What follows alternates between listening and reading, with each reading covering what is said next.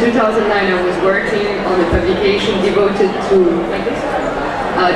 bracelets, and I invited musicians, writers, cartoonists to talk about bracelets. And I turned to two perfumers, Christine Nagel and Benoît Lapouza, and I asked them if the bracelet was to become a scent, a fragrance. It would say Attache-Moi, which means tie me up. And they came up with a very beautiful, addictive scent made of wood, amber, and musk. And at the beginning, I thought it was just going to be part of the publication. And then you would only give as a gift at the launch, right? Yes, and the head of the perfumes at the Bon Marché fell in love with the scent and decided to launch it. And within a month, it sold out. That was the beginning of the story.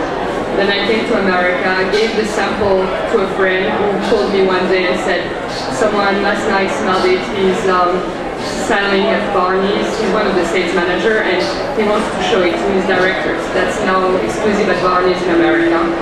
And just word of mouth, it's been doing really well.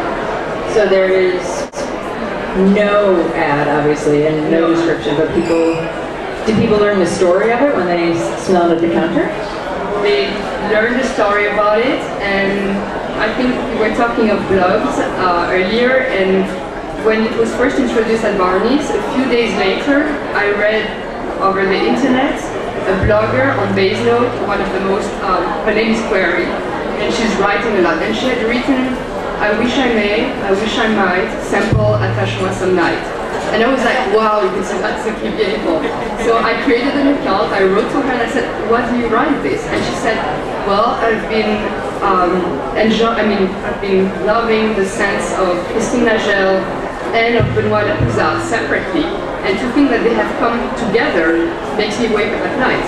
And that was really the beginning of a long, it was really, so that was beautiful. That was and then she wrote about, I don't know, 20 blogs about, yes, things about Attache-Moi, how it's keeping her, and the first time when she received it, she was a bit disappointed. It was not as she was expecting it, as she had dreamt it would be. And then days after days she would change her mind, and then in the end now it's her favorite scent. But it was, that's it. And we created, also part of the story, a year ago, I invited a writer and an artist to do something with Attache-Moi, and they came up with a very short movie which premiered at the Centre Pompidou and that was at the Delano Hotel last month for Art Basel. So that's part of the story.